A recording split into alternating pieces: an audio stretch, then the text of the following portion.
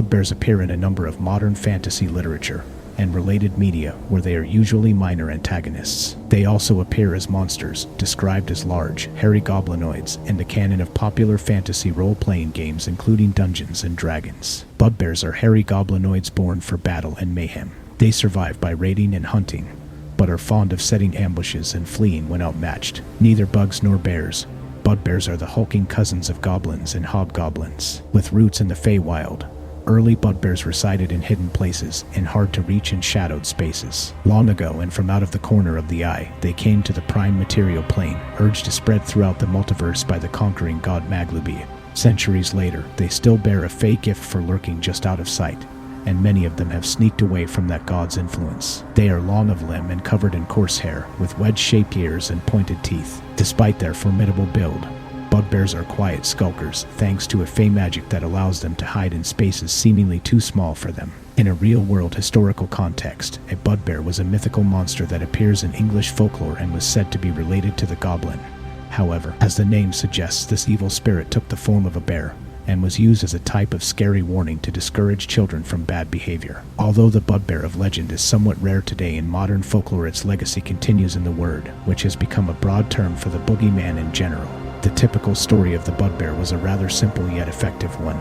Dating back to medieval times, the bugbear was said to be a frightening, dangerous, and violent bear-like monster that lurked in the forest and preyed on disobedient and uncooperative children. Most tales of the bugbear showed them as fearmongers rather than predators, and they would generally follow children who strayed too far into the forest and frighten them. This was likely used to try and discourage children from wandering off and getting lost or injured by wild animals. They are normally classed as a hobgoblin, which is one of the least malicious of the fairy folk. Bugbears can see in dim light within 60 feet as if it were bright light, and in darkness as if it were dim light. They discern colors in that darkness only as shades of gray. They have advantage on saving throws made to avoid or completely end the charmed condition they possess. Bugbears make a melee attack on each turn, but the range is 5 feet greater than normal. Being a natural brute, their melee weapon deals 1 extra die of its damage when the bugbear hits with it at the beginning of a combat round per the dungeon master's discretion. As stated previously, they are naturally sneaky, and if the bugbear surprises a creature and hits it with an attack during the first round of combat, the target takes an extra 2 to 12 damage from the attack if it hasn't taken a turn yet in the current combat round.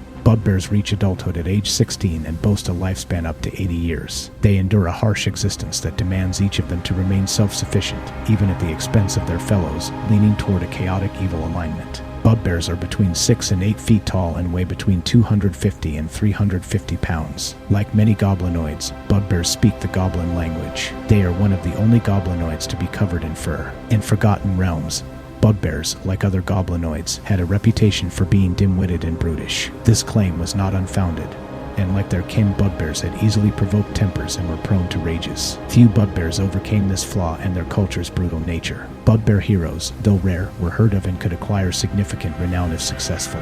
Often the motivation for this change of heart came from the rewards earned from virtue, which in the long term were more pleasing than the short-term pleasures of evil behaviors.